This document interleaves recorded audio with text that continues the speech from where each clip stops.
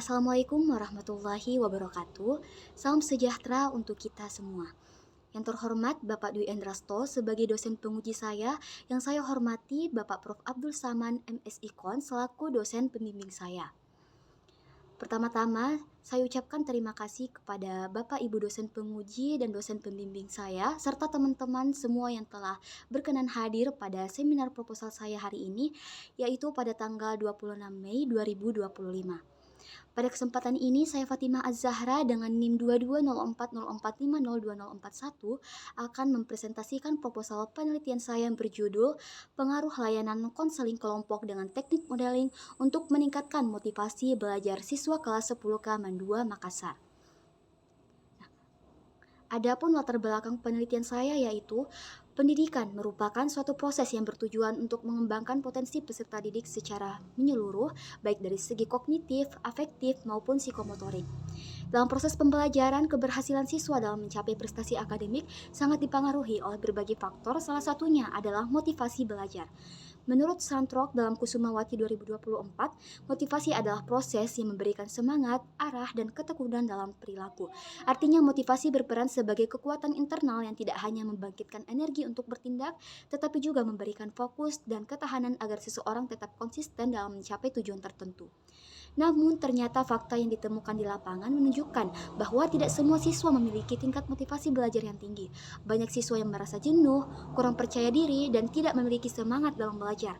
Hal ini dapat disebabkan oleh berbagai faktor seperti kurangnya dukungan lingkungan, rendahnya pemahaman akan tujuan pembelajaran, minimnya panutan yang bisa menjadi inspirasi, hingga kebiasaan menunda-nunda tugas sekolah.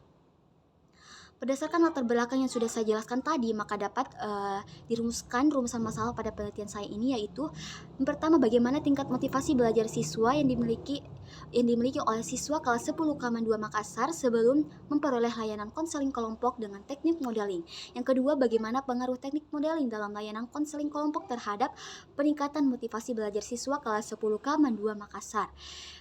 Kemudian yang ketiga, bagaimana penerapan teknik modeling dalam layanan konseling kelompok untuk meningkatkan motivasi belajar siswa kelas 10 Kaman 2 Makassar. Nah, adapun tujuan dari penelitian ini dilakukan adalah untuk mengetahui tingkat motivasi belajar siswa kelas 10 Kaman 2 Makassar sebelum memperoleh layanan konseling kelompok dengan teknik modeling.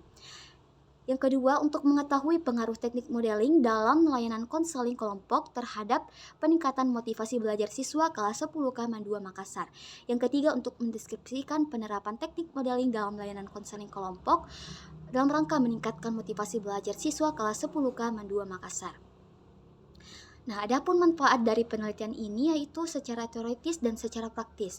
Manfaat secara teoritis di sini, penelitian ini diharapkan dapat memberikan kontribusi terhadap pengembangan pengetahuan di bidang bimbingan dan konseling, khususnya dalam penerapan teknik modeling berbasis pendekatan behavioral untuk meningkatkan motivasi belajar siswa. Dengan demikian, dapat turut serta dalam upaya peningkatan mutu pendidikan. Manfaat praktis bagi guru bimbingan dan konseling, penelitian ini dapat menjadi masukan yang berguna dalam meningkatkan efektivitas layanan konseling kelompok, khususnya dalam menggunakan teknik modeling sebagai alternatif strategi untuk membantu siswa yang mengalami penurunan motivasi belajar. Bagi siswa, mendorong siswa untuk memahami pentingnya memiliki motivasi dalam proses belajar serta menumbuhkan semangat belajar melalui pengamatan dan peneladanan perilaku positif dari orang lain melalui teknik modeling. Bagi sekolah, memberikan kontribusi dalam menciptakan lingkungan belajar yang mendukung pengembangan sikap positif siswa terhadap kegiatan akademik melalui layanan bimbingan yang terarah dan efektif. Bagi peneliti selanjutnya, yaitu menjadi acuan atau rujukan dalam pelaksanaan penelitian lanjutan yang berfokus pada intervensi konseling untuk meningkatkan motivasi belajar siswa, khususnya melalui penerapan teknik konseling berbasis pendekatan behavioral. Adapun kerangka pikir dalam penelitian saya, faktor yang mempengaruhi motivasi belajar yaitu ada dua faktor, yaitu faktor internal dan faktor eksternal.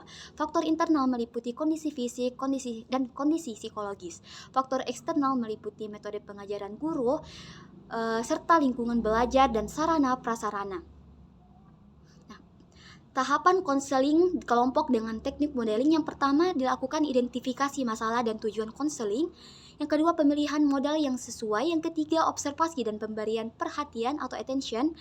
Dan yang keempat, retensi atau retention, yang kelima reproduksi atau reproduction, yang keenam motivasi atau motivation. Nah, dampak yang diharapkan meningkatnya motivasi belajar siswa kelas 10 Kaman 2 Makassar setelah memperoleh layanan konseling kelompok dengan teknik modeling. Adapun hipotesis penelitian H0, tidak ada perbedaan tingkat motivasi belajar siswa kelas 10 Kaman 2 Makassar sebelum dan setelah diberikan teknik modeling. HA-nya ada perbedaan tingkat motivasi belajar siswa kelas 10 Kaman 2 Makassar sebelum dan setelah diberikan teknik modeling. Nah, pendekatan yang digunakan dalam penelitian ini adalah pendekatan kuantitatif dengan jenis penelitian ditetapkan, yakni eksperimen yang dirancang untuk menguji dampak suatu variabel terhadap variabel lainnya dan menguji hubungan sebab akibat. Nah, menurut Sugiono dalam Prasetyo 2019 mengungkapkan penelitian eksperimen yakni metode penelitian yang digunakan untuk menguji efektivitas suatu perlakuan atau intervensi terhadap variabel lain dan kondisi yang terkontrol. Ada dua variabel dalam penelitian ini, yaitu konseling kelompok, teknik modeling sebagai variabel bebas atau yang mempengaruhi atau yang disebut independen, dan motivasi belajar sebagai variabel terikat atau yang dipengaruhi atau dependen. Nah, penelitian ini menerapkan eksperimen one group pretest post-test design. Desain ini dilaksanakan tanpa randomisasi dan tanpa grup kontrol, dengan menghadirkan perlakuan pada satu grup subjek. Penelitian dilaksanakan pra dan sesudah perlakuan diberikan. Langkah awal pada penelitian ini adalah menghadirkan pretest untuk menilai kondisi awal atau 01 subjek sebelum perlakuan diberikan. Kemudian kelompok di atas diberikan perlakuan atau X, yaitu konseling kelompok teknik modeling. Sesudah perlakuan dilaksanakan post-test untuk menilai kondisi akhir. Definisi operasional variabel. Ada dua variabel dalam penelitian ini, yaitu konseling kelompok teknik modeling sebagai variabel bebas dan motivasi belajar sebagai variabel terikat. Nah, motivasi berasal dari kata motif yang secara umum dapat diartikan sebagai suatu dorongan atau kekuatan yang muncul dari dalam diri seseorang yang mendorongnya untuk melakukan tindakan atau aktivitas tertentu guna mencapai tujuan yang diinginkan. Motif sendiri dapat dipahami sebagai suatu kondisi internal atau keadaan kesiapsiagaan dalam diri individu yang berperan sebagai pemicu munculnya perilaku. Kondisi ini biasanya ditandai oleh adanya perubahan energi atau dinamika psikologis dalam diri individu yang disertai dengan perasaan atau feeling tertentu, dan biasanya dipicu oleh adanya rangsangan atau stimulus dari lingkungan atau situasi tertentu yang berkaitan dengan tujuan yang ingin dicapai. Konseling kelompok teknik modeling merupakan layanan di dalam bimbingan dan konseling yang berfungsi untuk membantu individu dalam pembahasan dan pengentasan permasalahan. Teknik modeling dalam pendekatan behavioral yang digunakan dalam layanan konseling, di mana konselor atau model memberikan contoh perilaku yang diharapkan ditiru oleh konselor. Teknik ini bertujuan untuk membantu individu belajar melalui pengamatan terhadap perilaku orang lain dan menirunya sebagai bentuk pembelajaran sosial. Nah, populasi dan sampel. Populasi penelitian merupakan sekumpulan objek yang ditentukan melalui suatu kriteria tertentu yang akan dikategorikan ke dalam objek tertentu, bisa termasuk orang, dokumen, atau catatan yang dipandang sebagai objek penelitian. Nah, populasi adalah wilayah generalisasi yang terdiri dari objek atau subjek yang menjadi kuantitas dan karakteristik tertentu yang ditetapkan oleh peneliti untuk dipelajari dan kemudian ditarik kesimpulannya. Ya, jadi populasi bukan sekedar jumlah yang ada pada objek atau subjek yang dipelajari, tetapi meliputi seluruh karakteristik atau sifat yang dimiliki oleh subjek atau objek tertentu. Nah, adapun populasi dari penelitian ini adalah seluruh siswa kelas 10 Kaman 2 Makassar. Sampel adalah sebagian dari populasi. Sampel juga merupakan bagian yang diamati dalam suatu penelitian. Nah, jadi sampel adalah sebagian dari populasi yang akan kita amati dalam penelitian, dan dalam menentukan sampel ini harus dirancang sedemikian rupa agar dapat mewakili kelompok yang lebih besar atau populasi. Sampel yang digunakan dalam penelitian ini adalah siswa kelas 10K di Man2 Makassar pada tahun ajaran 2025-2026. Teknik dan prosedur pengambilan data. Teknik yang digunakan dalam penelitian ini adalah teknik purposive sampling. Menurut Nasution 2008, teknik purposive sampling ini yaitu teknik penentuan sampel yang dilakukan dengan mengambil orang-orang terpilih oleh peneliti menurut ciri-ciri spesifik yang dimiliki oleh sampel itu. Sampel didapat dengan memberikan angket motivasi belajar pada siswa kelas 10K. Angket motivasi belajar berfungsi bagi siswa yang memiliki motivasi belajar rendah, sekaligus pretest bagi siswa yang menjadi subjek penelitian dengan kriteria yang telah ditentukan. Setelah diberikan pretest, maka akan didapat siswa yang memiliki motivasi belajar rendah dan akan diberikan layanan konseling kelompok dengan teknik modeling. Dalam suatu penelitian, selalu terjadi proses pengumpulan data. Untuk memperoleh data yang sejelas-jelasnya, metode pengumpulan data ialah teknik atau cara-cara yang dapat digunakan oleh peneliti untuk mengumpulkan data. Nah, dalam penelitian ini, peneliti menggunakan teknik pengumpulan data yaitu skala motivasi belajar.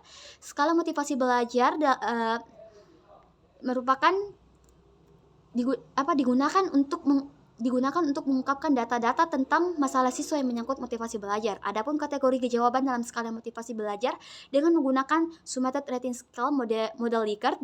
Dengan skala Likert, maka variabel yang akan diukur dijabarkan menjadi indikator variabel. Indikator tersebut dijadikan tolak ukur untuk menyusun instrumen yang dapat berupa pertanyaan maupun pernyataan.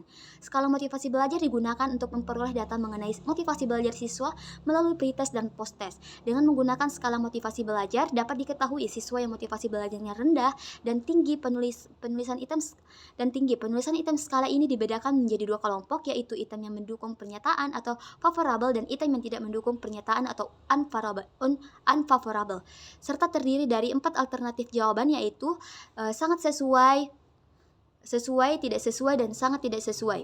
Nah, untuk keperluan analisis kuantitatif, maka jawaban itu dapat diberi skor antara 1 sampai 4.